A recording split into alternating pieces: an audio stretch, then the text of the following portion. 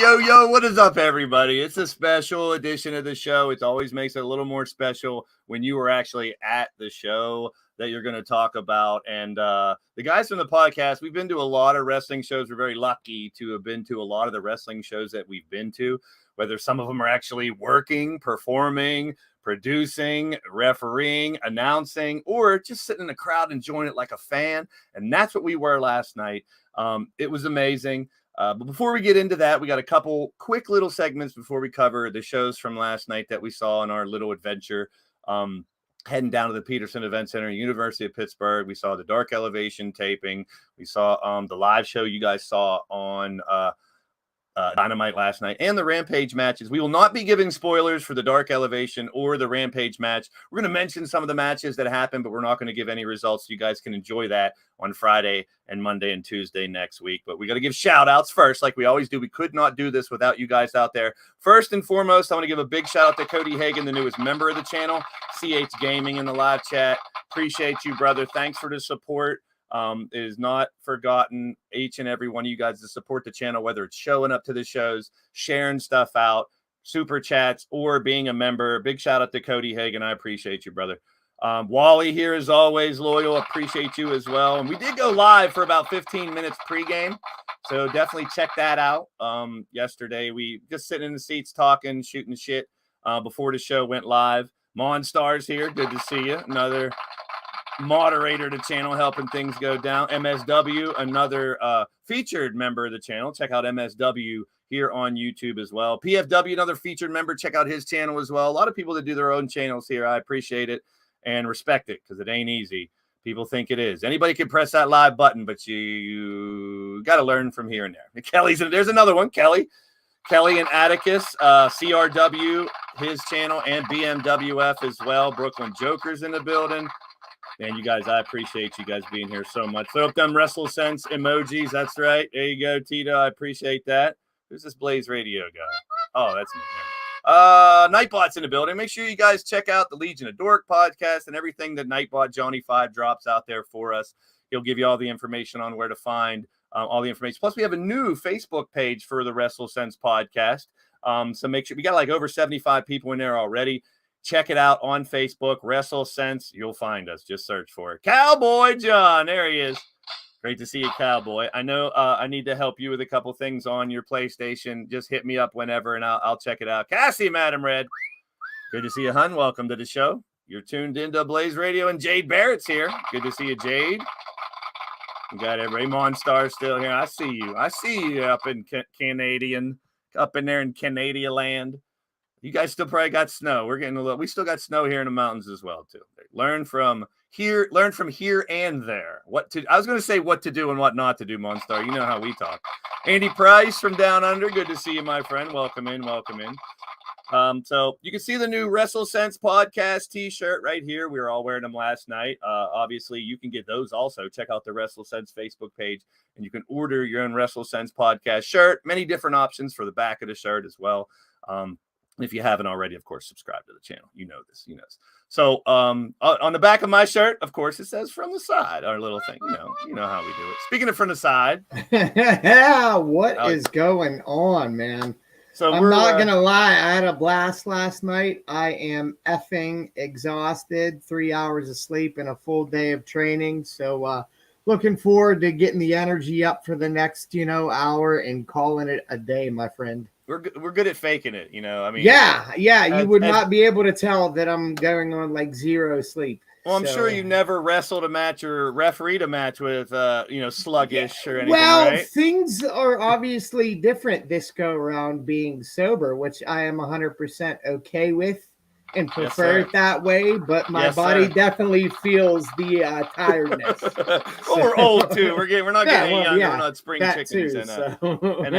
When you pack it's 5 hours of wrestling. Was that? It was a lot. It was a lot. We were there. We got there about 5:30 prime parking, and I didn't get home. I think till like 1:45.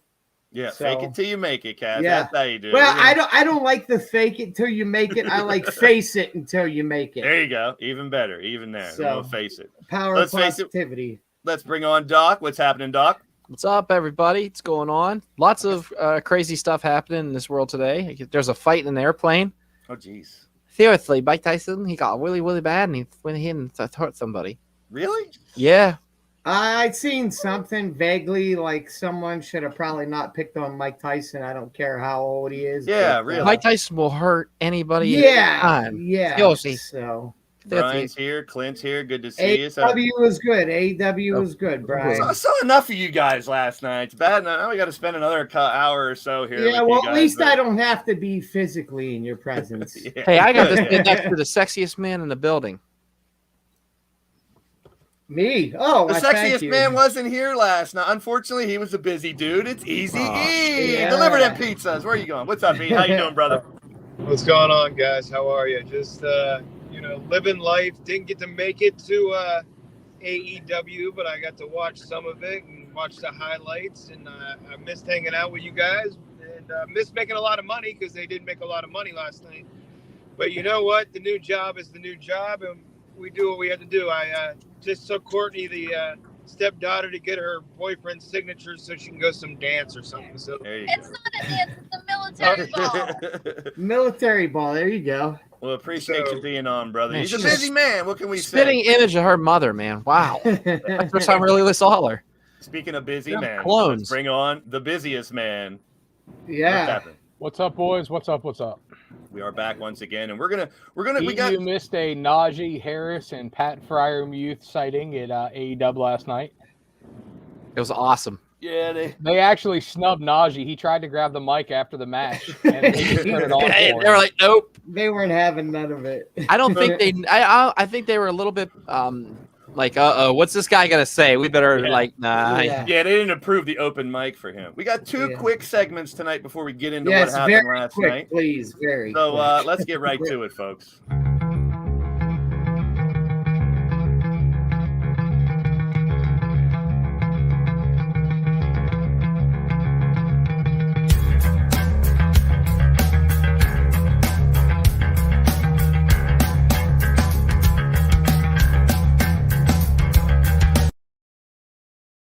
right before you got on, Ray, I did plug the new shirts. I plugged the Facebook page that we opened up and the ability to get your shirts at the page as well. So make sure. Yes, we will be opening the official WrestleSense store soon. It's just taking me a lot longer to build that website than I had anticipated. There's a lot of nuances because it's going to be sharing that platform with a bunch of others, but it is coming. But for now, if you want to get your WrestleSense merch, you can do it just on the Facebook page by sending us a message, and we'll get you invoiced and sent out to you, shipping all over the world. All right. Bodie's in the house. Good to see Bodie. He joined us last night. You saw in the little picture in the intro. He couldn't stop talking about last night, man. He had a great time. I mean, not only did he see all his heroes in AEW, he also saw 2 Pittsburgh Steelers, which he hasn't been to a game yet, so it's kind of cool to see Najee Harris in real life. He was just like so. Wait, Doc. Even your son likes a better football team than you. we're gonna put you on the can't spot. argue that. I can't argue that either. Doc. Hey, but you're true to your team, Doc. I give you props for that. Yeah. Actually, it's called a glutton for punishment more than it is being a tough fan. I have 2 words for you, Doc. What? Marcus Mariota. We'll see what happens, man. You know what? I'm not going to sit there. I also said that Heath Ledger was going to be a bad Joker, and look what happened there. Oh, boy, were you wrong on that. Yes, I was, because I was very disappointed thinking that, why would they pick that guy? And then I said, man, he made me eat my words. That's why I didn't say anything about the new Batman, which turned out to be a really good movie, too. So I'm excited to, So last week we did fantasy booking. We picked a bunch of WWE versus AEW matches. And I decided to play that out on the game. 2K19, I rattled it off on because I had most of the characters. And so just quickly, we'll go through how that went down. And we're going to have another one, WrestleSense-wise, based off of what happened at that show. And some of these dudes might be joining me on commentary to make it even more fun. There is Jay Vulture in the building, JW. Great to see you guys. So let's quickly run down what happened last night. Yeah, see, that's what I said. At least you're not a Lions fan. Thanks, Cassie. Hello, everybody. It's hello. Oh, there is. There's a bunch. I have 2 words for you. Sam Beal, good friend of mine. He also wrestles for Impact. Best hair in the business. That man is a Detroit Lions fan. That man right there was happy when they tied the Steelers. You remember that one, right, Eric? I was there. Okay. I didn't know if you guys remember that one. Let's go to the matches. First match I booked was Rey Mysterio versus Rey Fénix. And we did 9 matches, so it was a best of 9 matches between AEW and WWE. Rey Fénix picked up the win in the first match, and AEW had a 1-0 lead. Bodie picked Ricochet versus Darby Allin. Yes. And the winner of the second match was Darby Allin, and that put him up 2-0. And then Doc's match was next. He picked Pete Dunne against Hook. This was a really good, even an AI versus AI match. It was really good. And Hook ended up Pete Dunne got the win, which made it 2-1. I figured that was going to happen because they're both. Call me fucking Butch. Yeah. That's why I keep calling him Pete Dunne. It says Pete Dunne there. We're good. Yeah. We're good. The next match was booked by Easy. He had a 6-man match, but some of those were already in matches, so he scaled it down to a 1-on-1. Seth and Scorpio was a really good match. Winning with the stomp was Seth Rollins getting a 3 count over Scorpio Sky. And we're knotted at 2-2. The AI was very kind to the best of 9 series. Let's leave that. MJF versus The Miz. This one was picked by Vince McSham, our guest for the show. I had this on my list too. Definitely a dream match in a lot of people's opinions. Oh yeah. Well, I think dream build-up. Yeah. Like I said, even when I did this broadcast, I said it's a shame I couldn't have like a promo battle beforehand with these two on the mic. MJF got Miz to tap out with Maurice standing there watching at the end. Wow. So it was and actually I could see that as a booking too. Yeah, absolutely. 3-2 was the call after that.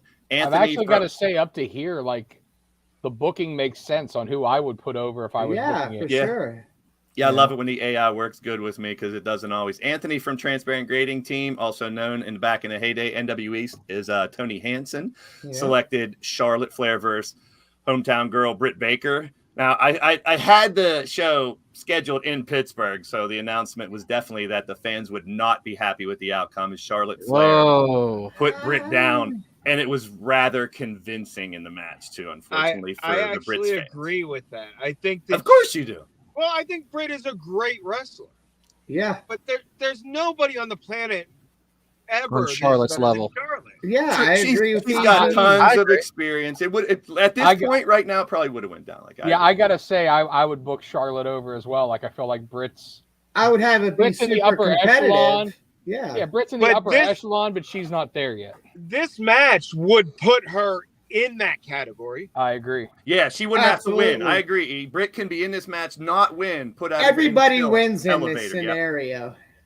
The next match was from the chat, which it was a tag match. Since Ray turned his into a 4-way, I took a tag match from the chat, and it was the Usos versus the Young Bucks. And good old Usos got the win over the Bucks. And See, it made it. I may have booked that probably a little So bit now differently. it's 4-3. WWE took the lead in the best of 7, a best of 9, I should say. I did a bonus rumble, and I'm interested to see who you guys think would have won this rumble. Here's the names. Who do you think, Ray? Who do you think would have won this rumble out of this? Pick a name. Punk. Easy. Jericho.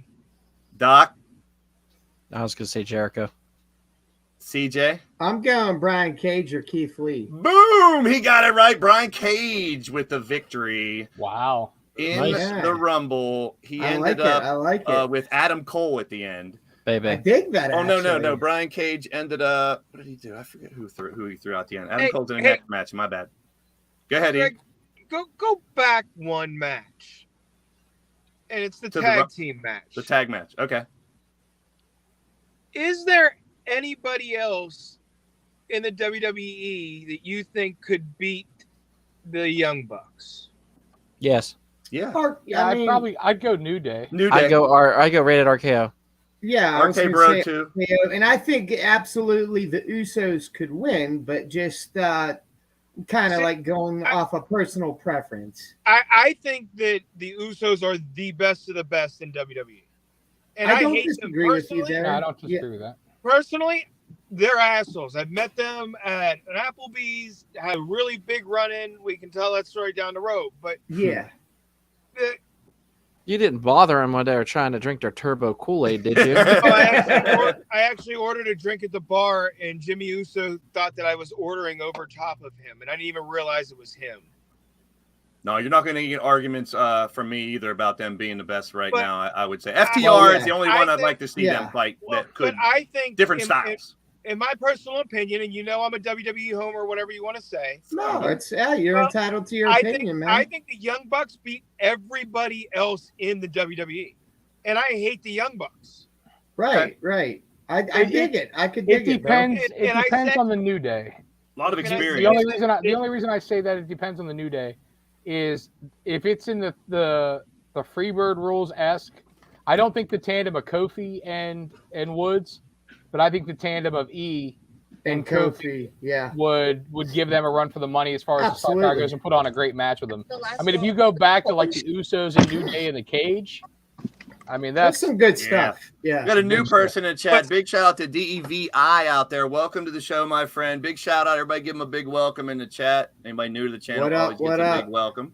Hello, Here- sir. here's Good, another easy. opinion. Here's another opinion. AEW's tag team division as a whole is probably 3 to 4 times ahead of WWE. I Oh, for agree. sure. 100%. 100%. sure. Yep.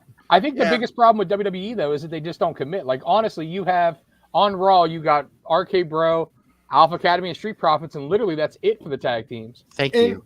You know what If I mean? I And then could- on SmackDown, you have what the Usos, Ridge, and Sheamus or Butch.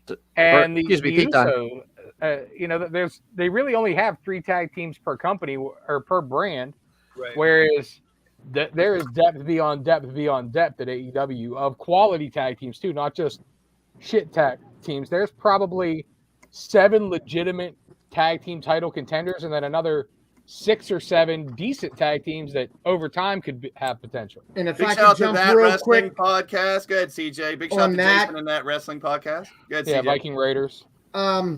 I think it's on record as being said that Vince, I guess, looks at that from a financial standpoint is why am I paying 4 guys in one match where I could, you know what I'm saying? You get a lot of the superpower stuff where he takes two guys and puts From them the together side. too. In front No, from the but side tonight. let's think about this. Has been my argument all the time with this.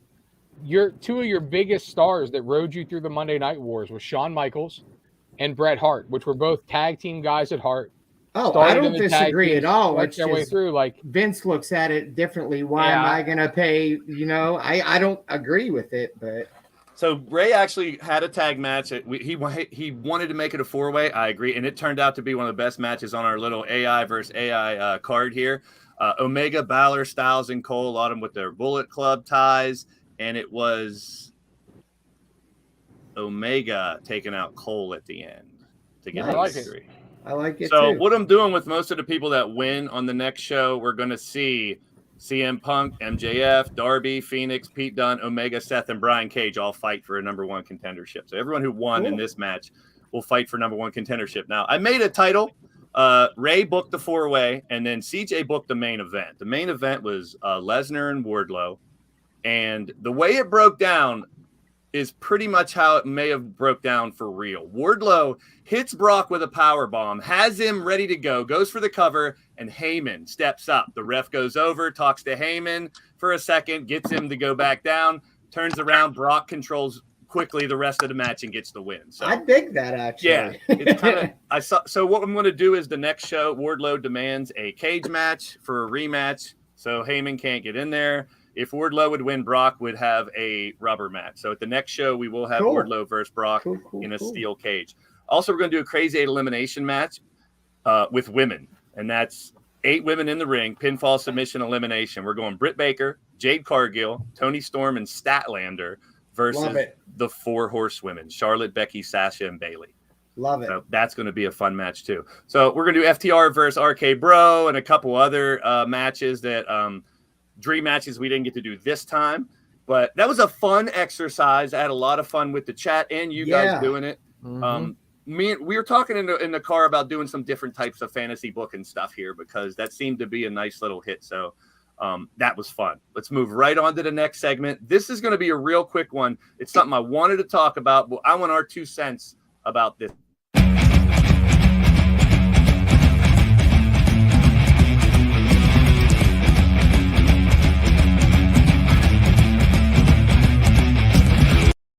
Now, I was going to do a slideshow, but I figured we could just shoot the shit kind of like we did on the way down to the event we talked about. Monday Night Raw was a good show. I enjoyed Raw a lot. The wedding ceremony, I was really skeptical, a double wedding, and I'm like, who's getting cake? Who's trashing the set? It was different. It was different. Yeah, CJ, it was unique. CJ, how'd you feel about it? I mostly enjoyed seeing some independent talent as part of the ceremony. Yes. So. And the fact Katie Arquette, Eden Von England, Laura Lovelace, Josephine. Jocelyn Navarro. Excuse me. Everyone's in the ring if you guys were watching. Yes. On AEW and then did the back stage part of WWE. What's that? Katie Arquette was at AEW. She read. Yeah, we'll talk about that. We're talking about Raw now. How'd you like Raw, E? How'd you like the wedding segment, E? Wedding segment was okay. It wasn't great in my mind. I mean, I liked the ending of it. I thought it was very well written. Yeah. But those things are that's a feel thing for me. That's entertainment. Yeah. Well, I was going to go through the history of weddings and stuff. There's a bunch and have a slideshow, but this one was a little different. Ray, what'd you think of it? Look, you expected our Truth to be funny, which he was. He's a legend. But in my mind, like what made that whole segment for me was Akira Tozawa. His facial expressions whenever they were tossing the partners around, when Tamina was moving back and forth, and then like he kind of had that like puppy dog look at Reggie. I was popping hard for that. I'm not gonna lie. I thought that was hilarious. I thought that really made it entertaining. And then, like you said, it was exactly what you expected. It was a shit show, but them having the 2 couples and Tozawa playing off of Tamina and Brooke playing off of each other really kind of gave it a little bit of a unique flavor because it's not something we see all the time with that, and made it more than a throwaway segment, which is what the 24 championship normally is. Yeah. And that's one thing I thought of it as a 24/7 segment because all those people were involved in it. But like I was surprised. I was very pleasant. Yeah, it was different for sure. We had the Rhea turn on Liv finally on Monday, Which was expected. Yep.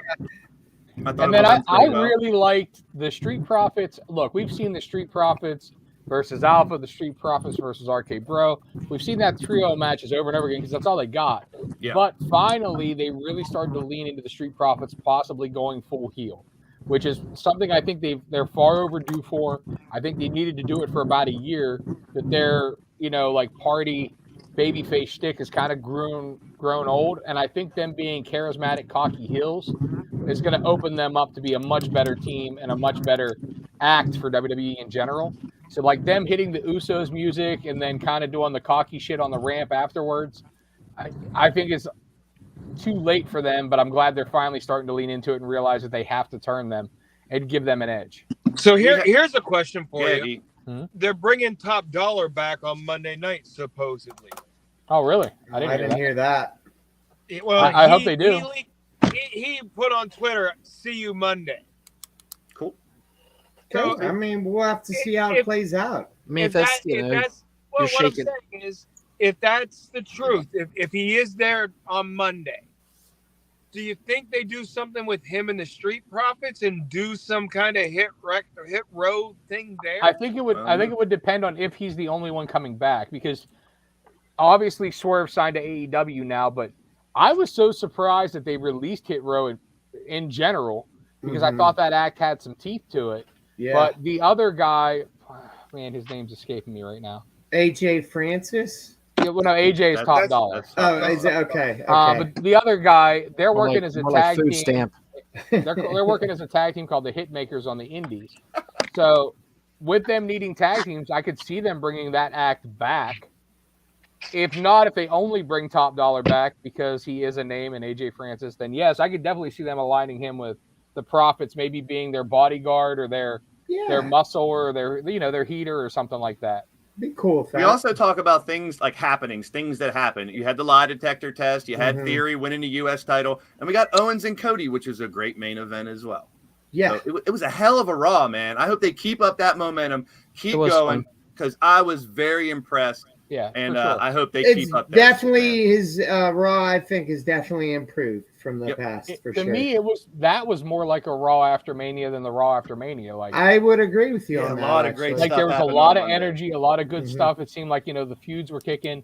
Chad Gable's comedy fucking gold. Oh yeah, man, he's really good. And I'm happy that here. Good to see him, I'm happy that they're turning now that they've done the Austin thing with Owens. They had Owens kind of turn on Rollins because he called him a fat ass. Yeah. So I'm hoping that they kind of lean back into Owens being that tweener character. So if you have Cody as the baby face and Seth as the heel and Owens is in between and it becomes this three-way feud, that really has a lot to go with. Yep. Yeah, and he's now just Theory, not Austin. Yeah, it's whatever. Whatever. Oh, wait a minute. If you look at that wrestling podcast, I've seen it. Yeah. So he's good talks with Impact. So and he says he's not seeing no tweet on Monday. Anyway, we'll see. Find it now. I guess we'll find out. Yeah. Well, I don't want to waste any time because we have so much to talk about from last night. And let's get really are very tired. Pittsburgh. Yeah, they can move to this. Your soul man, they can move to this. It's brand new. Open your eyes and realize it's the new guys. Y'all commit. Let's get right to it. We got a little trip down to the Peterson Event Center. We got lucky as shit getting a parking spot right in front of the arena. Yeah, not from the side, right in front. Like right between the front steps too. Like right when you walk off the steps, there was Ray's truck. It was epic. Beautiful. So there was a meet and greet, and these guys you could see them right through the arena where you walk in. We could see all these guys. We can see all four of them standing there. Would you say Katie was there too, right? Wasn't she? Katie was helping out with the meet and greet. So these four were there, and we go up the escalator, and they also had Sammy and Tay, but they were being like behind stage. For a special meet and greet. Brandon Ace, good to see you. But I saw some people posting pictures of them. It was them Yeah. and -1 with the TNT title. That I guess, in addition to the meet and greet tickets, you had to bring a pack of diapers or Diaper something. donation, yeah. Yeah. But they were doing it as well, so they definitely had a lot of fan interaction, which was cool. Speaking of interactions, I had my little interaction. I wish I'd have done more with good old Jay Lethal. So on the way up the escalator, he caught my eye, and I figured, oh yeah, one time, and he looked right at me and started laughing. I said, I'm sure I'm not the only one doing that for you. I should have plugged the damn podcast while I had the opportunity there, but that was my little fun with Jay Lethal. He was really nice though. He stopped and talked to us. Yeah, and good. he actually he got a kick Bodie out was of it. popping. Bodie said, "Wow." He told my wife today, "Hey, Jay Lethal waved at me." I was like, "All right, we're gonna go with it." Yeah, he seemed to enjoy. That was fun. It was fun just to pop a little. Oh yeah, I should have did a flare chop to go down and hang out. There's the actual picture where they were. Yep. You see Hangman on the right, just from outside, and you see that dude is big. That Satnam thing is Thing is huge. It's just like anybody else. When you see him live, it's totally different. Oh yeah, up close. Look at and Lethal personal. compared to him. Yeah. We were in the meet and greet line first by accident, but then we kind of cheated our way in by standing a little close to the door instead of the 2-block line. I just want to thank the guy with the box on his head, Mr. Kip Sabian, for opening up the door and just walking around, and we just slipped right in. Yeah. So we got our little shot in the crowd there. You see everybody. At first, I thought Buddy was putting up the middle finger, but I think he's doing his number one, right? Yeah. I'm gonna go with the fact that he's saying "fuck y'all." Yeah, I'm with it. I like it. We had the red light special in our grill. Yeah. Bodie with the heel turn already. Me eating my nachos and jalapenos. Hell yeah. Got a little close up of me and Ray. Oh, look, if you look real close, there's a guy with a Darby Allin paint right on the far left. It was really cool Darby Allin paint. Oh, I see him. Yeah. I noticed him. I meant to point him out because that's Bodie's boy, but I forgot to do that. Here's the other knuckleheads as we were sitting. You look like the old man from Up there, CJ. Who, me? What the Why? fuck? Because I had my glasses on? Just with the smile, your smile like that, you look like the old man from Up. I'm the old man from the side.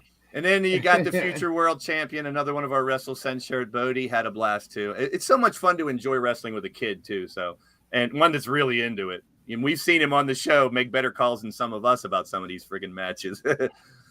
We'll quickly go through some dark stuff. What's funny is Doc and I had to have a conversation about how we react at the end of the night if Darby loses. Yeah. We were like making game plans for when the boy melts down. Oh, Luckily, we didn't have to. I'll point something out when we get to that about the coffin that I don't think any of us noticed. Okay. I don't know What, the you're talking tacks about. were in it? Yes, the I lid was heard that covered today. I in was like- tacks. Yeah. No shit. That's I what didn't know Bodie that. said. Bodie said that those were That's taxed, why but I thought they were just Andrade studs. kept trying to break the lid off because he didn't want to have to get the tack smacked down on him. I didn't notice that either. Yeah, I didn't I'm sure notice the it until- commentary probably. They did. Hopefully They said did. something. They Okay. did. Yeah, I haven't watched -1 the was like the broadcast back star yet. dark. Like it was -1 show, man. Yeah. Dude, he was out there like 8 times. Yeah. With and here's some of the local guys, I believe, right, CJ? Yes, RC Dupree in the top left, Bulk Nasty, who's IWC's heavyweight champion in the red and black, and Tito Orich, the Bosnian bone breaker, Nice. in the vest in front of Bulk Nasty. Now, the guy that isn't Luther, I'm not quite sure who he was, but And I said this to CJ too, when we were watching the show. I was like, it's so freaking cool that they grab some of these local talents and showcase them. it's a great opportunity for all those guys and girls that get to be a part of something like this. So kudos to them. Hell yeah. It's awesome because if you look at some of these guys, like I said, CJ's worked with them. I've worked with about 3 of them in there. And like I said, it's just really good to see these guys who put a lot into our Pittsburgh independent scene get something back. Absolutely. I called that too, Brandon Ace. I said Bodie versus -1. We were talking about it last night, and Yeah. if we get closer down to the thing, Bodie wants to put it. Bodie said, "I'll do the sign." It says -1 fight. Fight me. I'm Yeah. excited to see that. I'll pay for front row for that shit. Yeah. Little more shine after the Dark Order obviously got over, and -1's a hit. He was a big hit, man. Hey, that's when we dressed EJ up in a black pinstripe suit. Dude, I dig it. Behind him just like this. There you go. Manager. I love it. I like I love it. it. I like it. Yeah. It was good to That'd see be the Dark awesome. Order out there. Too. I'm a big fan of the Dark Order. They have come a Always long way, have in my been. opinion, from when they first started. I didn't know if that was going to get over, but I think Brody definitely made a lot of headway. Impact, yeah. And I think it would Law- be a lot farther along. I think it would be Yeah. a lot better True. than it is. But True, he if he- definitely elevated them to where they're at currently, I feel. Oh yeah, and you know it's funny because if you guys read into this a little bit, that if you read the dirt sheets or whatever you want to call it, they said that Bray's price tag was too much for Yeah, Tony. I did see that. Yeah, I saw that too. Yeah.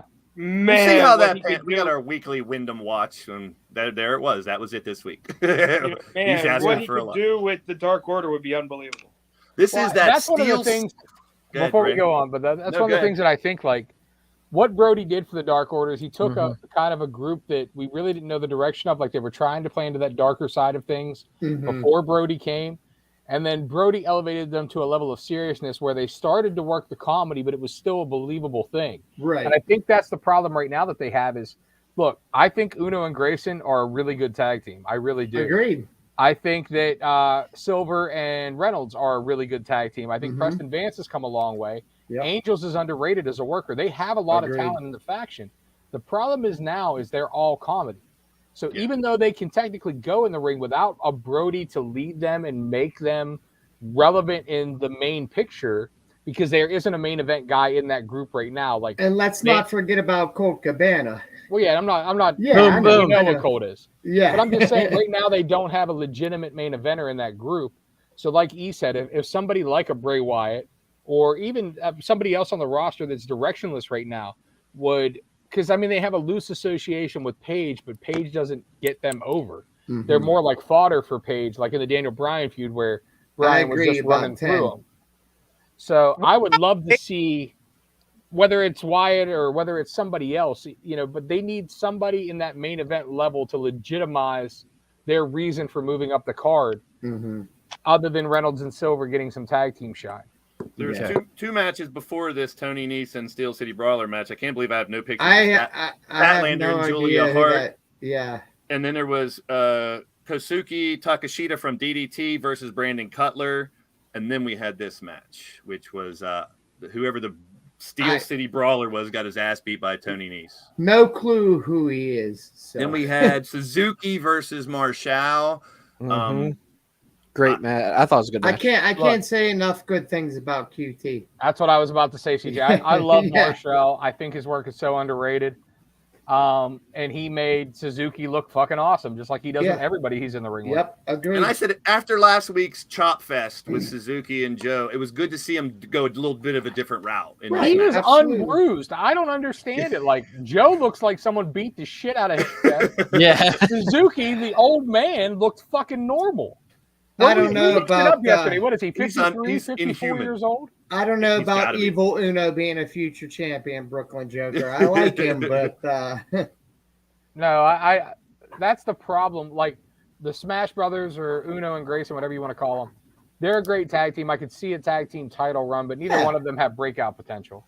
yeah, not Johnny as a singles. You got Hungy versus Vince Valor, a local guy, and Yeah, I've worked Hungry. with him up in Erie. He's a great guy, you know. So good to see him on a national stage like that. John Silver's And- become one of my favorites. Go ahead, Doc. His brother-in-law, Bill Collier, did the show the last time they were in Pittsburgh. And what was cool is when you guys were in the truck, we were out going to we used the bathroom, and there's a side window, and you could see where all the wrestlers were coming out of the back and getting on the bus. And you saw Bill Collier with Vince Valor actually walk out with their bags. It was actually really cool. Actually, Yes, Collier, I don't know if anybody else has seen this or if you guys follow Control this. your narrative. Yeah, Really? Control Your Narrative Yeah. is at the Odin Theater in Cleveland. May And 13th. Awesome. I think so, but it's going to be Yeah. Bill Collier, Big League John McChesney, and AJZ. I can't. AZ or AJZ. It's or- AJZ, but I think they're calling him the Chosen One or something like that. But it's those three in a handicap match versus Adam Shearer, aka Braun Strowman, and EC3 is the main event. Mhm. So Collier's actually going to be in the main event of a Him Control and Your Narrative show big in Cleveland. kudos to him and John McChesney. I'm sure that they'll give him a hell of a fight. Oh, for They're sure. both great. They're both great Hey. workers and Hey, I may amazing. be up to go. Anybody want to go? It's the 13th. I cannot.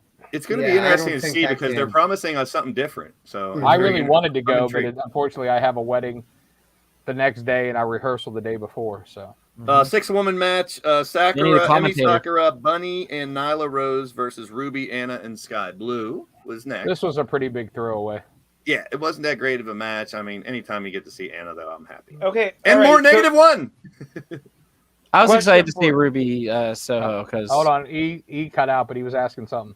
There he is. Question for you. Yeah. Do you find it interesting that Ruby Riott was pretty decent in WWE, pushed a little bit, and now is not even breaking out in a very poor women's division in AEW? I think Here we touched a little bit on this as a group yesterday, saying that she's not being showcased as much as we all feel that she should be. For At sure. first, they didn't. Well, we'll see how she does in this tournament Mm-hmm. because that Well, that has a really good here's- opportunity to. Here's my showcase problem. people. We're going to get to the main event here of Rampage at some point because we'll talk about what happened Yep. last night. But the match was the drizzling shits in my eyes.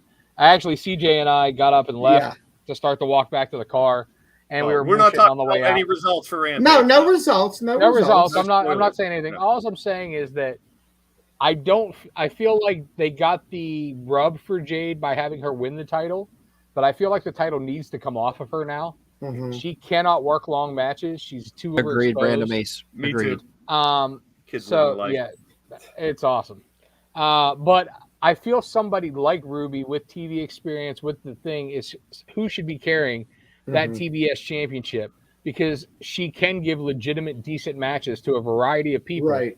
You know, and that's how you build up a lot of these younger stars is they need to work with more experienced people.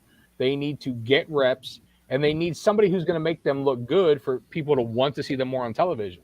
So I feel like Ruby is like he said, I feel like she's kind of miscast right now. Like she's just in the middle of the pack, kind of toiling away, and they might have long-term plans for her. I'm not doubting that they do, but I would really like to see her showcased in the sense of like the TBS championship where she's wrestling every week and wrestling some of these young girls like Sky Blue, like Because she needs to. What do you Like guys you think said. of this? Brandon brings up a good point. Tony seems to have a lot on his plate. What if they brought someone in to kind of help book the women's division? And They kinda- have Serena Deep there. Why not use her? Yeah, Well, exactly. I know that. Serena is training in the back, but actually, I read a thing that Tony Khan has been talking to Maria Kanellis. I heard that too. She actually was running the Ring of Honor women's division before Ring of Honor ceased operation, and apparently she's talking to him about that. And I think, yes, you can get too many cooks in the kitchen. However, I feel like Tony Khan is going to need to start delegating some responsibility because he's going to He's going to burn run himself out. out. Rampage with Yeah. ROH. Yep. You know, and I honestly Good I point. feel like a woman should be booking the women's division Absolutely. or at least agenting it to make Right. things different than Really? just You say that when Tyson Kidd has been dominant in the women's division on the other side of the equation. Tyson Kidd Not- has worked wonders. Yeah, Yeah. not And to if say they a could man get couldn't. him, absolutely. Yeah. Yeah. Speaking of event for- agent things, did everyone see that Pat Buck left WWE immediately following WrestleMania? No. Pat Buck was the main agent he was the agent for Reigns and Lesnar. He's been one of the main agents for the last decade for WWE. He left Sunday, put in his notice, left. His last night was WrestleMania Sunday, signed with AEW Monday. Who was this? Pat Buck. Pat Buck. Yeah. Mm-hmm. So that is something. I did not know that. That is an under the radar signing for AEW that is going to pay huge dividends. That is a guy who in the backstage is going to work wonders with some of these guys laying shit out. Here's another point here, and One Star Sean brings up Paige. She's on the active WWE roster right now on the roster page. Yes, they moved her to it last week. So that's very interesting. Did not to me. know that either. I'm a huge Paige fan. I'd love to see So her. am come I. And back. her brother got a tryout at WrestleMania. Very cool. Oh, awesome. I did not know that. So our big shout out to CE Sports. He was our former picker champion here, and Earl Cole doing his thing on his channel as well. Check out Earl Cole, big, huge wrestling fan. Big shout out to those two. The Dark main event, Penta Dark. I like to call him Penta Dark. Came out with, Oscuro. as we now call him, Count Chocula, as Max Caster referred to him as. I don't know if I had the Max Caster rap, but you're not going to be able to hear it through this. So No. I mean, he looks really weird in that getup, dude. I Not dig Penta, it, but man. getup. I dig it. It's It's like a Kevin different- Sullivan's like Yeah. dollar Dungeon store of Kevin Shite. Sullivan. Yeah. Tony Schiavone, as we get into the Dynamite stuff, come out. One of my favorites of all time too. I think Doc can concur with. What do you think, Tony? One of your favorite announcers? Yeah, I mean, he did some of the only thing he ever did was screw the pooch when he's like, hey, Mick Foley just won the belt. You know, that'll put some butts in the seats, and everybody went, All right. oh, Here- click. Here's a question, Doc. I got a question for you. Go ahead. Since you brought it up, who is the greatest announcer of all time? Yeah, let's see. Oh, It's Yeah, I shot. think- No, quit it. I have to say right now, when you sit back and All you- time. everybody, wow, this is hard. Let's split it. Best play-by-play, best color. Whew. Because they're two vastly different things. Oh man. Right. No, I I agree. really love, when I was looking, I did look up the Vince McMahon with the commentary before I knew he was the boss and all that happy stuff. I wanted to be just like Vince McMahon. But when it comes to different things, I'd have to say, Styles, JR. see, he just said said one of my Styles? JR is definitely in my eyes, the greatest of JR. all time. And then I have to say with color, wow, you could go Heenan. You could go Lawler. But I would definitely, if anything, if I'm picking somebody who's my favorite of all time, was always Joey Styles. Joey Styles was Yeah, just, I to don't me, disagree with that. he Oh, was fuck yeah. just phenomenal at what he could do just by himself even. And like whenever unfortunately, like if my partner's on around, I like to say I Joey Styles it. And I like to do it solo. And when I do it solo, I do a great job. I've been commended by some great people in this business and even people outside the business, like Jason from that wrestling podcast said, he heard my last solo one and he gave me nothing but credit. What's funny is I see Earl Cole here, Gorilla Monsoon and Bobby Heenan. Yeah. One thing about those guys, I could talk about commentators all day, but those guys right there were such a unique team and I love them. And what's funny is when I first started in the business, I tried to model myself after Gorilla Monsoon because I looked up to him a lot too.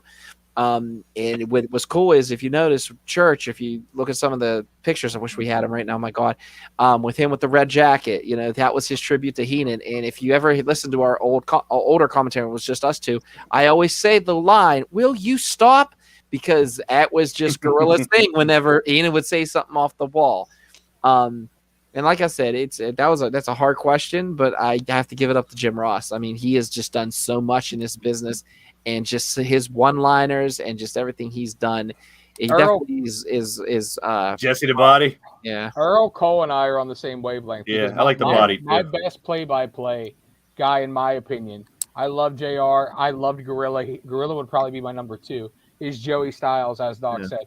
I love Joey. I think he changed the game for commentary. He was so underrated by Speaking of that, WWE what when is they he had doing? him. Nothing. I mean, he's working for some Nothing sports with company, I think. wrestling. He And wanted then- out. He got sick of it and wanted out. And then my color commentator, the best of all time, in my opinion, is the Body. I These are two- love Ventura. I thought he was always money, and the way he put his perspective on it, the way he put people off and over, I absolutely loved him. And I think behind that would be Heenan. Today in Giovanni, I grew up with. Ventura also kept that heelish attitude, which we really like too. I mean, if you sit back, you look at Don Callis's work whenever he actually was a partner with Styles and Joey ECW. Styles, Cyrus the Yeah, Virus. Cyrus the Virus. Yeah, he did a really well job. He always said that Ventura was a big influence behind him. So I could go on all day. I wouldn't And stop. why do we not Yes. give Michael Cole any credit? He's been there for how long? I mean, he's I don't consistent. I don't think Cole's bad, but to me, the problem with Cole is the cookie cutter. Like, and it's Catfight, it's yeah. almost a problem of their own design, because now what you have with Vance Joseph and with who was the guy that they just let go from before Jimmy Smith and the other guy. Tom Tom Hannafin. Yeah. Yeah, so with those guys, that was the thing, is whenever he started bringing people in, I feel like everybody was sounding like Cole, like he was making cookie cutter versions of himself. But then that took away his personality and what made him special, because everybody else was sounding like him. And everybody in the feeds him WWE. his lines. That's the thing too about Cole. Cole was built through that system. Cole didn't have his own thing. And for I'm me- not putting Cole down. I think Cole's really good at what he does. Yeah. It's just a simple fact the way that they do it. he was like, if Vince was like, say this, say this, say this. If I hear it's boss time one more time, I'm going to slam my foot into a fucking door. That's vintage. Mikey Cole. Blah blah blah. Vintage, yeah. Blah blah blah. Dustin that- Rhodes, CM Punk. DJ, tell me about this match. Thank the you. First match Okay, yeah, of the we can- card. We'll talk. We could, I like keep going. like Doc said, we could talk about commentating Yeah. for a lot. That's a great question. Sorry, guys. This match, Yeah. no, don't apologize. Don't It's a great apologize, but conversation. tonight is not the night. Dustin Yeah, I versus got you. CM. CJ, tell me about this. In my Start us off. opinion, this was the best match of our entire time being there. Just the emotion, the work rate, and yeah, it's like Dustin posted on Facebook, I believe earlier today. It's what little kids look up to a match like that, you know. Doc, Prime example when he said about kids looking up to that match. Bodie said that was so fun. I never, I was so torn between both of them because if you think about it, that crowd started to pick up for Dustin because wow, Yeah, it was what if it's an upset? It was 50-50, It was a man. 50-50 crowd because people love Dustin Rhodes. That's all there is to it. His work ethic and everything he's been through and everything he's done for this business. My God, you can't take that away from him. You cannot just turn him heel on CM Punk like that. And it was back and forth. And I really, really loved it. And it was great storytelling. Great storytelling. Exactly. I was just before we gonna get say to that. Ray and Easy with this match, when they started out the show, they told us get the CM Punk chants going, and they also mentioned that Tony was going to do his announcement early in the show, which then we thought, are they going to do it right at the beginning? Why is CM Punk coming out for the announcement? Is it an ROH announcement? But then they just got into this match, and Easy, you got to watch this show, have you? Yeah, I watched. So what'd you think of this? We talked a little bit before the show, but You have a unique perspective because you actually saw it on TV, whereas we were feeding off the live crowd. Yeah. So I thought that the match was good. I thought we finally got a glimpse of CM Punk that we've been waiting for, or I've been waiting for. But I think the ending was badly done. I think there were some botches in there, and it just didn't connect. And I think that's just due to their ages, to be honest with you. What botches are you talking about? Yeah, we talked a little prior. I disagree with you on that, but I didn't see it. So. Yeah, and I can't name them off the top of my head. But I think you hit a good point, though, Easy. You're not going to get what you would get with Dustin and CM Punk 15 years ago. Oh, absolutely not. Yeah. Right. But and I said it earlier, I'm that guy, and I'm probably the only guy that you'll know that went to both UFC fights of CM Punk's live. I'm the biggest Punk fan there was. And he agrees. Didn't like to finish. I was just hoping he was gone for so long that he would at least be a glimpse of himself. I think a lot of people were putting him on a pedestal but he's in a run for a title shot now, so we'll see. He is, Ray, but I don't want to see it, and that's sad. I just don't want to see it. I can see partially where you're coming from. However, I think the last few matches he's had with Penta, the last couple matches he's had in general, I think ever since the MJF match, I think he's starting to finally feel himself and confident in the ring. Like, I think we're starting to see more of the CM Punk of old. Now, obviously, he has 7 more years on his body, tons of MMA training from where we saw him then. And at that time, he was 15 years in. So, I mean, the guy has a ton of wear and tear on his body. But I think that he's working at a higher level. And I think his psychology is probably better than it's ever been. We talked about the leg. Talk about the leg. We talked about that all during that match. The story was great. He continued to go to that leg. And the match was fantastic. They played off the emotion. And what I love is about Dustin Rhodes right now. There's no way he can do a full-time schedule. Well, we talked about it as much as we'd love to see it. There's probably no way he'd ever have an actual run with anything, like even the TNT championship or anything like that, like a real run long-term, because I don't think he could work the rate that needed. But bringing him out in spot matches like this where he can shine against somebody good or build a feud up for him to have, a match payoff, man, he's still so good when he has the time to work. And again, not as physically talented as he used to be because of age and wear and tear, but what's up here when he puts it out there is fucking fantastic. And that's what you see with two guys that know their shit together can put on a symphony. And honestly, they didn't do anything special in that match. They did nothing out of the ordinary, but it was still a great match that we were all invested in. Two Big Four was cool. two gunslingers in the West. Yeah. If you really want to get technical, two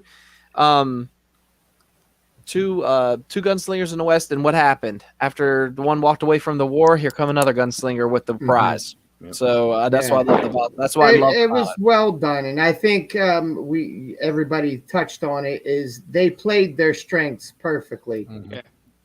And we got the handshake, respect at the end between the two. And then after that, we had Hangman come out and we had a little confrontation, a little foreshadowing. I like this. I was wondering because Hangman was at the meet and greet if they were going to use him or not. And we got a little face off between it was a two. nice little addition to play up that. Yeah. Well, what you have a babyface versus babyface match here. They're both baby faces. Punk is probably more over. Eric got some ass going up in there. You only have just under a month. God, I hope that build dog farts. match. Yeah. You only have just under and I don't think they should turn either man heel. No. I think Hangman is finally starting to get the traction that he needs as champion. Obviously, Punk's over like Rover. I'd like to see 50-50, kind of how you did for the Punk Dustin match. Yeah. That's what I was getting at.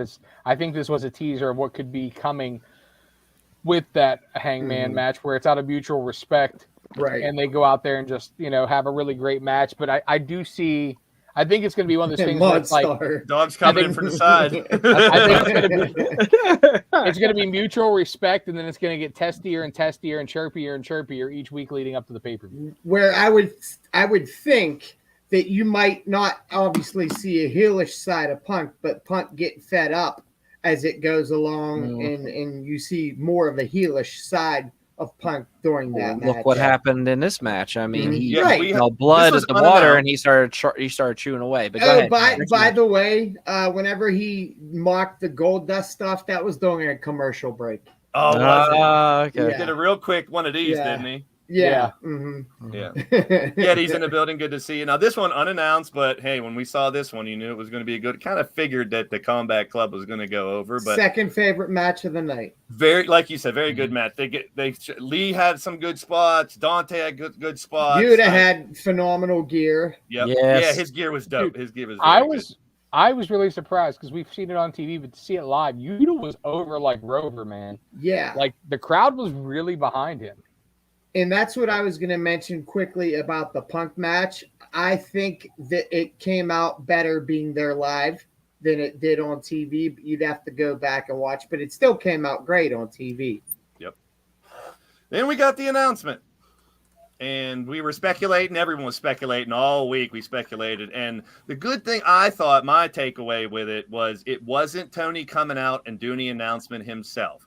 We had Adam Cole interrupt, and then we had Jay White come out, and then we had the handshake between the president and New Japan, and we are getting a super card in June between the two called the Forbidden Door. Let's start with Eazy-E so we can work up to the positive comments. I'm just messing with you. Oh, you're not going to be happy then. Okay. I'm gonna get all over this. Well, before we go, me and CJ talked about it too. I'm not a big New Japan mark. I don't know a lot. I don't know enough, so I can't really make a good judgment. Wrestling. I know there's going to be great wrestling. I don't know half the guys in New Japan. I want to see Okada fight. I'm going to watch it. I want to see some of those guys again. What's his name is calling out Punk GTS first. GTS. Kenta. Yes. Kenta. Yeah, Kenta. Yep. Yeah, so, Kenta. The previous. What the hell was he in WWE? Oh, I don't even remember. The chat'll help you. Something out. with the H. Hideo Itami, yeah. Let's hear it, Easy. Easy-E, what's your thoughts on the supercard coming up between New Japan and AEW? Never going to work. I was at the supercard that was at Madison Square Garden for nice. WrestleMania. Mm-hmm. So I look at it as a one-way street. And it's interesting because the one-way street that I'm looking at it, this is only a win for New Japan. New Japan is looking for a way to get into the WWE or into the US. I agree, yeah. And the only way they do that is to combine with a WWE or an AEW to get on a scale. If they teamed with Impact or ROH, no scale there. Right. You have but we know WWE was trying to work with them in the past. Now you have some traction. Yep. Yeah. Well, it actually, a testament to what you're saying is this past weekend there was Will Ospreay versus Moxley. John Moxley Right. at one of the Strong. NJPW Strong shows, Mhm. and they drew about 1,500 fans. Yep. So now they're going to go to the United Center and sell out 17,000 fans. So that's you with an AEW name, but not the AEW machine behind you, Right. Mhm. only selling just under 2,000 fans for a dream match of Moxley versus Ospreay. Whereas now you're going to have the entire AEW card and the AEW television support, which they're going to sell out 17,000 people. What Right. if this For is sure. an annual pay-per-view and they do a different Forbidden Door every time? That'd That'd be be cool. cool. You know what But I the mean? Forbidden Cool. Door doesn't work for anybody else. It works for everybody else. It doesn't work for AEW. What They're do they helping need? others. Why not help others? I mean, Well, that depends. Impact next year, or That depends on the way the deal structured, though. Because ECW. if they pop Yeah. if they pop $100,000 or $125,000 pay-per-view buys, and the splits 80% in AEW's favor because it's their production and stuff, then that's a good money maker for I them. dig it. Yeah. While in the needle moving queue, it might not do a lot for their popularity. It could be a nice bottom line thing for them to make some money. Think about it this way, though, Ray. Now you're fluffing up the next business for you to buy. Yeah. Maybe. It could be the way Tony goes. Very valid point. The other Could be. thing to look at this is New Japan has been trying to come into the US with their strong thing. Right. So now if they have some type of deal with AEW where AEW co-promotes those shows and takes a cut of it, then That they I have some doubt. control over the don't. over the penetration. Forbidden Door from the Here side. was my only complaint about it, Boom. since I've been talking for the last minute and I want to pass on. Please. Here's what I hated. I hated Jay White coming out. Why? They ruined Jay White by having him on Impact and on Rampage a few weeks ago, to where it just didn't have the same effect. He came out I for the agree. Bullet Club pop. He came out for the Bullet Club pop. Yeah, but you had Will Ospreay, who's one of the indie darlings in Yeah. the US. He just wrestled over the weekend. Why Mhm. not have him come out and challenge somebody, challenge a CM Punk, challenge Adam Page, challenge Brian Anybody? The Danielson. Him challenge and we did Danielson get, is a dream match that Danielson said he yeah, wanted. the challenge we Yeah. did get was Cole calling out Ishii, and we got that for Rampage. Yeah, I would have loved to see somebody other than Jay White, just because he's already been on AEW TV, so that kind of Yeah. takes away the shock and awe. Isn't of it. Ospreay the reason that Daniel Bryan came back to wrestle? Ospreay is one of the dream matches Daniel Bryan has said. he Yeah. wants.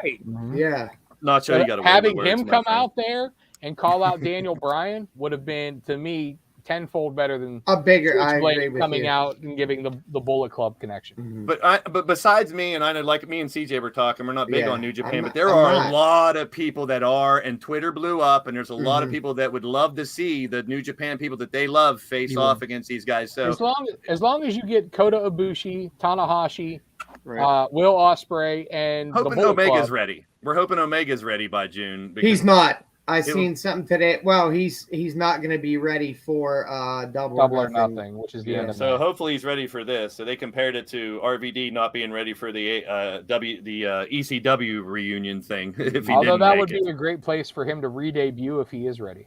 Yeah. True. Or just come out at the end Mhm. and make an appearance if he's not physically ready to fight, and Mhm. set up the next Forbidden Door fighter. What else? So, who Doc, is you Daniel disagreed Bryan? with me about Switchblade. Why?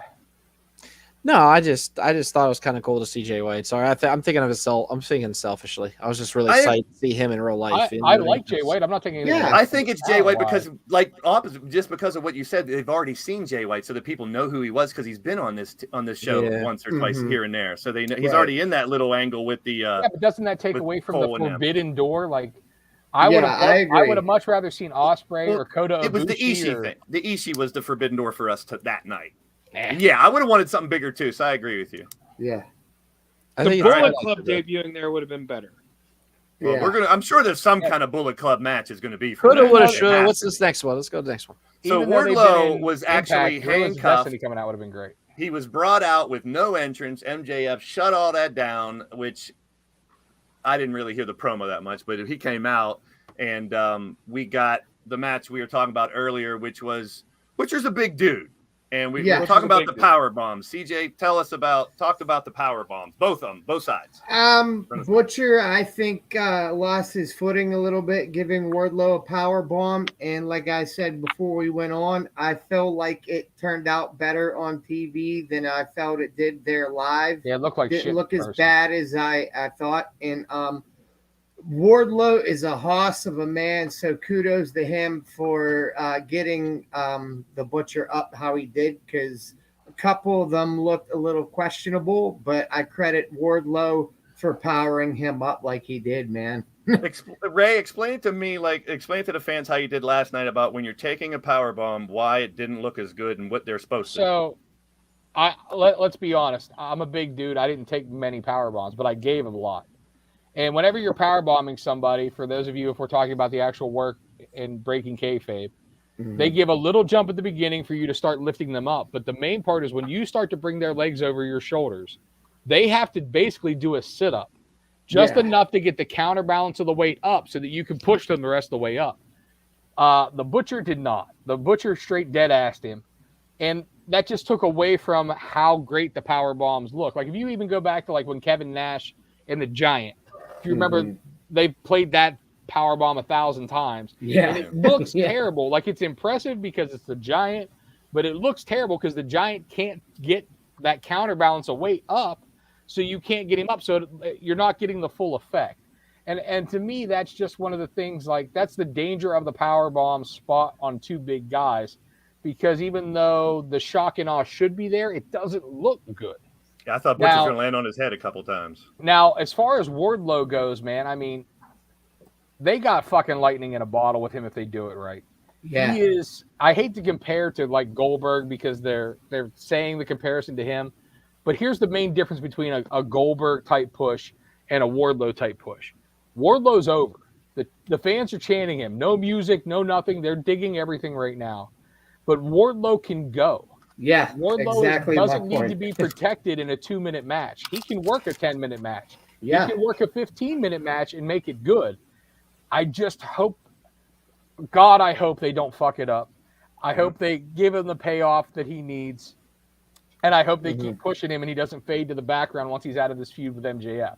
Because obviously he's going to be featured with MJF because MJF's their main event player. Yeah. But they have something here if they do it right. I mean, they really do. Pretty much right above us is where the MJF and Sean Spears were throwing popcorn down and screaming at him. And it was a nice little added touch to the match. He got all fired up about the fact that Wardlow got past all his roadblocks and still got the win. This match I thought was going to be one of the best matches of the night. Ended up being probably one of my least favorites. Doc, what did you think about Jungle Boy and Kai O'Ray for Kyle O'Reilly? Well, if you remember, I was with somebody at the concession stand through part of it, but when I got back, I mean, it was a lot of strikes, but I honestly was not. I was kind of hoping for a little bit more action. I just didn't feel it. I wasn't feeling it as much. How did it come across on TV? That's what I was just going to say. I watched it briefly when I got home, being up so late. I think this is one of the ones you need to go back and watch. It comes across better on TV. And I think I was a little too harsh speaking with you guys when we were there live. Well, it was also the crowd was really dead for this for whatever reason. I think the crowd was getting tired, man. It was a long night. We talked about that first match was so hot with Punk and Dustin that it's tough to keep it up through the rest of the show. I really go back on what I said with this. It wasn't bad at all, man. Okay. I'm going to have to watch the show and check it. And we did have Kyle O'Reilly get over and get into the tournament here. So yeah. We'll see how that goes. Hook's debut. And when Tony Nese came out last week and teased Hook, I thought that was the match we were going to get. But we got Tony Nese on beforehand. So who was his opponent going to be? We didn't know. It ended up being Anthony Henry. He was actually in, I believe, one of the most recent IWC Super Indies. I didn't recognize him, but I know the name for sure. He's a good guy. There he is. Yeah. So Hook doing his good old spiel, same thing, and it was a nice little roll around, throw him around type of match. Hook ended up face to face with Danhausen afterwards, who came out of the ring, and Danhausen challenged him to a fucking match. What do you think of that? What do you guys think of that? I dig it. It could be good. It could be good. I hope they hold it off for Double or Nothing. Mm-hmm. I think with Hook, they do have something great with him. He has talent. There's definitely some appeal to him, but he needs to be like a really long, slow burn build. Yeah, he needs agreed. experience. We all know he's inexperienced. They talk about it on commentary all the time. But having him run through that lower tier of the card with feuds that build and let a little bit of personality show here and there, a little bit more moves show. Again, there's another guy that they could have something big in the future as long as they don't fuck it up. I just hope they don't hot shot him, up to a title or up to the top or something like that and ruin it. Doc, how'd you like the little the match itself and then the little Danhausen thing afterwards? I love seeing Hook in action because it was his first Dynamite, so it's kind of nice to be part of minor wrestling history there, because he finally gets to go to the big show. Number 2, just seeing Danhausen for the first time was really cool. Seeing my kid light up because he loves Danhausen. So it was like awesome. Riley's saying here, good to see. It is a comedy gimmick, and it's hilarious to see him come out and do that. And now It we got is. serious Hook against funny ass. I think we all worry about it, but I think it could be done pretty good, man. And we talked about his broken leg too, which was like what, October. So is he totally healed? We'll find out soon. I've said this before on the show, and please, if you're doubting this, go watch Danhausen's on his indies. I've had a He pleasure can of work. working with him. He can work, absolutely. Look what happened really when Orange Cassidy first came on. People didn't know that he could work, and he did his little comedy shtick. I think not the same, but similar with Danhausen. He can work, and he's comedy. Wait till he let them build up till he can finally get him. People are like, oh man, this dude can actually wrestle. If we want to be honest, if you go back and watch the shit before he became the Danhausen that we know with the paint, he was working a very similar gimmick to Hook, where he was like a shooter type gimmick. Yeah.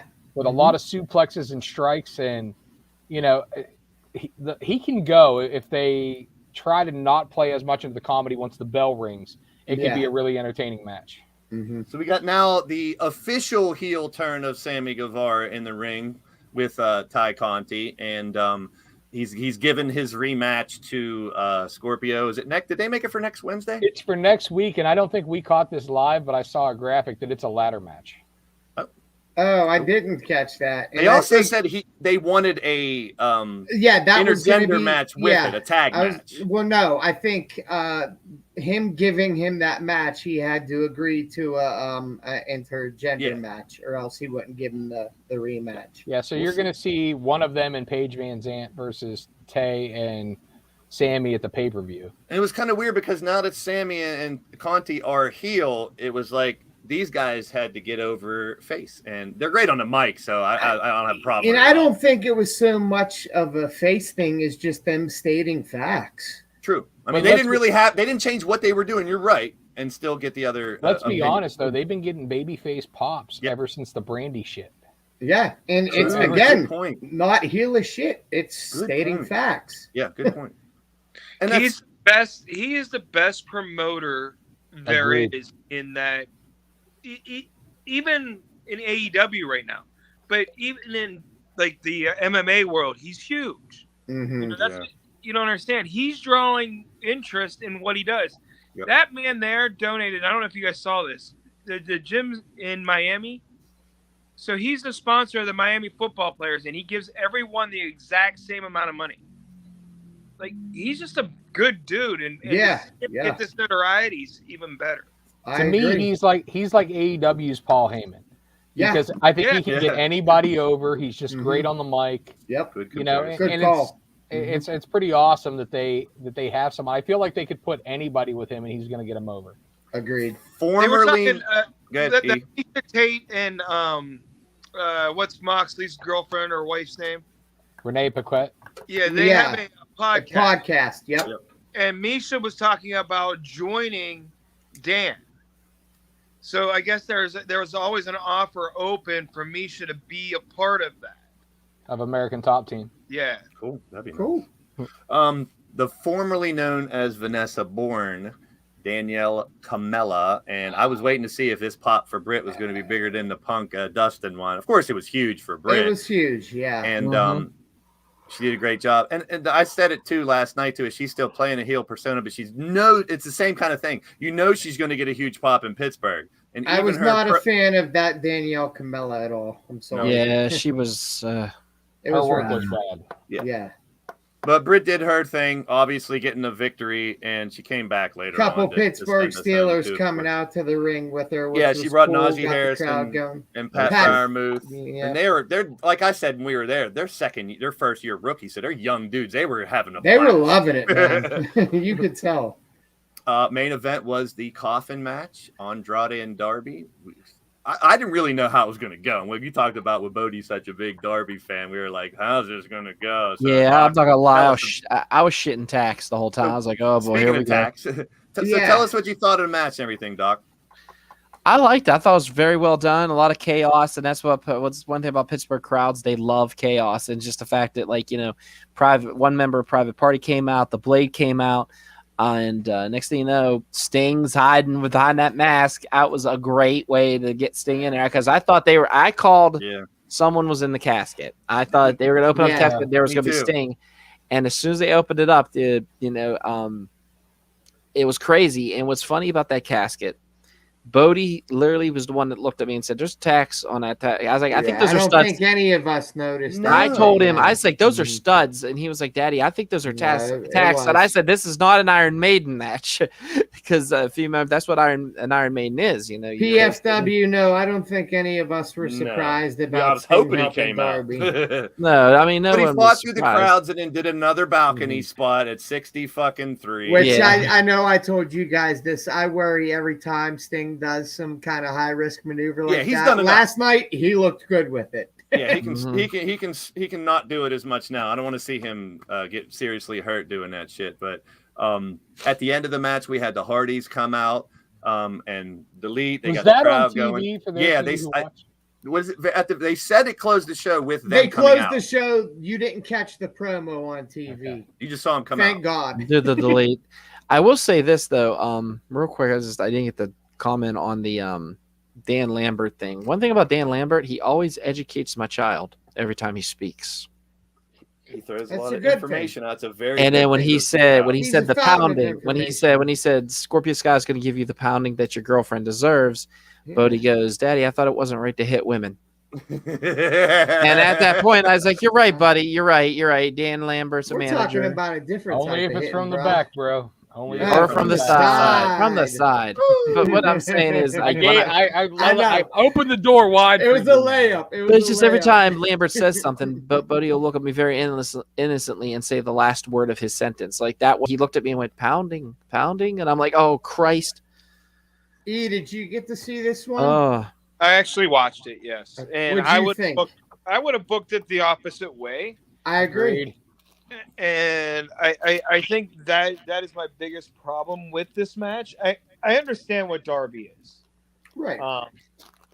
But at the same time, they're really burying Andrade.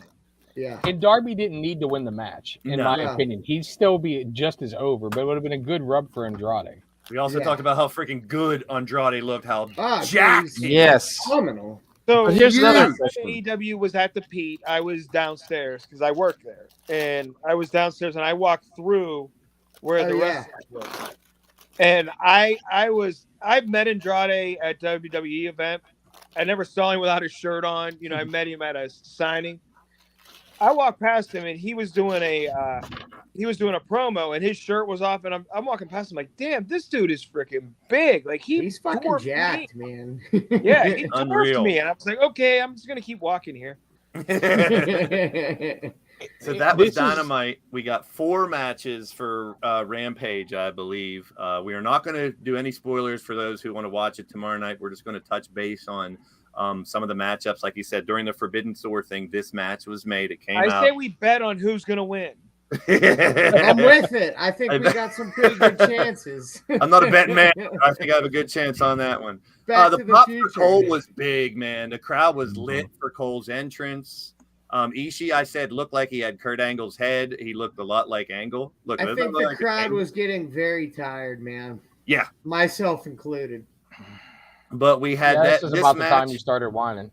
Yeah. Yep. Yeah, I was beat, bro. We got Archer versus Serpentico, which I'm really proud of my little picture. It caught his little streamers. There you go. Yeah. CJ made fun of me because I got the back of him. I wasn't going to run to the other side of the arena.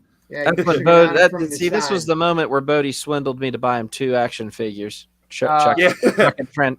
And of course, I had to get Archer coming out, but more importantly, the legend Jake the Snake was there, and he stared the hell down. Well, was that him? No, that was something else. Look, I don't want to spoil anything that happened, as you said, for those of you who are still going to watch Rampage. But they said that Dave Meltzer, as we were on the way home, you said that Dave Meltzer put out a post saying that Adam Cole and Ishii had an amazing, amazing match. And I don't know, hopefully it comes across on TV that way, because that's not what we saw live. It wasn't terrible, but it wasn't an amazing match. There was a really great spot. I enjoyed it. There was a great spot in the middle of the match, but the rest of it I thought was pretty mediocre. Mm-hmm. So I guess my point in that is somebody's feeding Meltzer shit. Or I guess watch for yourself, and I'd like to know your guys' opinions in the chat on what you thought, because from what I saw, again, I didn't enjoy it. So we got Garcia and Kingston for tomorrow night as well. I like this match. I like Kingston. Yeah, it was decent. I like the new look for Garcia. And the Eddie chants were big time. Jade and Marina was the main event of Rampage.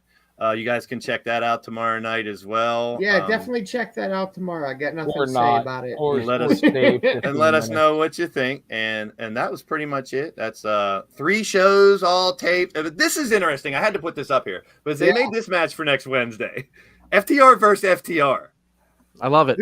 Let's get picks. Who do you think? E, who's going to win, Dax or Cash? Dax. All right. Doc. Cash. Ray. It's Dax, baby. CJ? Dax. I'm going with Dax too. I think Dax goes over, but it's cool to see these two. I don't know if I've ever seen them. I'm going with Cash Wheeler because they're both of them are huge Hart fans. And I don't know if you guys remember the infamous when Bret Hart got attacked during the Hall of Fame ceremony. Dax and Cash had that guy by the shirt, and I watched Cash look both ways and go whoop, and just pound that. It was right Rhonda's husband that actually, I think, popped the dude. No, It was Cash. I saw it. It was Cash. Think CJ said this about some other match, but this match, everybody wins. I think. I agree. I think it's going to be a great match. I don't know where. Okay, sorry. Bret Hart is going to manage them for. That's what I was trying to find. I was trying to find the graphic on that. Yeah. It's Brock Anderson and Brian Pillman. No, it's Brock Anderson and Brian Pillman Jr. as the Sons of the Horsemen versus the FTR with Bret Hart, and they're billing them as the New Hart Foundation for one match only. I dig it. Cool. That's cool. That's fucking awesome. Yeah. For that. Now Britt came out to send us home, very rightfully so, and it was good. It was a good little promo she cut at the end, just telling us about the show. I was waiting to see if they were going to announce when they're coming back or anything, but they didn't. But all in all, entertaining. It was long, Definitely. but when you're taping 3 different shows, well worth it. Yeah. Any final thoughts? I'm going to have a segment that's going to call From the Side, and we will talk some about From the Side. And I want to do something because this is one of my biggest pet peeves when people say at the end of the day.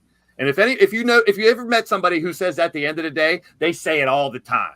At the end of the day, this, at the end of the day, if you know anybody that uses that phrase, they will use it way too fucking much. So we all have a final segment that's going to be called at the end of the day.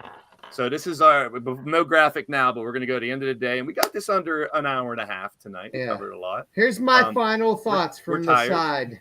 We're old. I'm fucking tired. Love you all.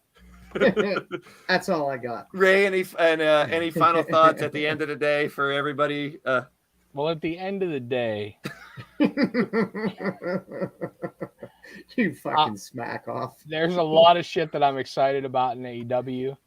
Raw gave me some nice hits this week to give me something to be excited about from WWE. Definitely. I haven't got to watch NXT, although I heard there was some great shit. So I guess at the end of the day, I'm happy about where we're headed with wrestling. And at the end of the day, I had a really good time with some of my best friends last night. Yeah, at the end of the day, I mean, everybody wins. My problem with that saying too is most of the time when people say it, it's like at noon or it's not the end of the day. What are you talking about? It's not even halfay through the fucking day. Yeah, but now it's almost the end. It's the end of the show, so we can use it. So, Doc, at the end of the day, what are your final thoughts? Final thoughts at the end of the day, and we always talk about. Let's go Easy E first, because I want Doc to touch on some indie stuff. If you got anything to talk about, Easy. At the end of the day. So at the end of the day, Vince, pay the man. You know the price tag. Pay the man. So Bray you Wyatt guys back. all can know that I'm right. But we'll see. You're right. At the end of the day, absolutely right. At the end of the day, I think wrestling is great right now. We can watch it. We can all agree to disagree on something's good or something's bad. And that's what makes it all, great at the end of the day. Everybody's following along. I love it. End of the day, that makes we'll such a have great a new t-shirt podcast on Facebook by tomorrow. End the end of the day. I will not name any people out there that overuse it that are on YouTube, but there's but at the end of the day, I do have to say I won't be on next week if we're doing it because I'll be at Disney cheering on Bella going for a we will world not be title. here next week because I might be doing a draft special or something a little early, and I'll be doing my show. But we will be back in 2 weeks. Well, at the end of the day, we could always choose a different day. Yeah, and at the end of the day, we're thinking about doing a WWE 2K game, and I would love to have Doc and Ray, either one, both of you, whatever. It's a dream of mine to call matches with Doc. No offense to Ray. But Ray lives right down the street. He can walk. He can come over here and hang out with me anytime. At the end of the day, I'll respectfully pass on that one and let you guys do your thing. At the end of the day, I'm low key offended, fucker. Wait, Thank you, Monstar knows it. At the end of the day.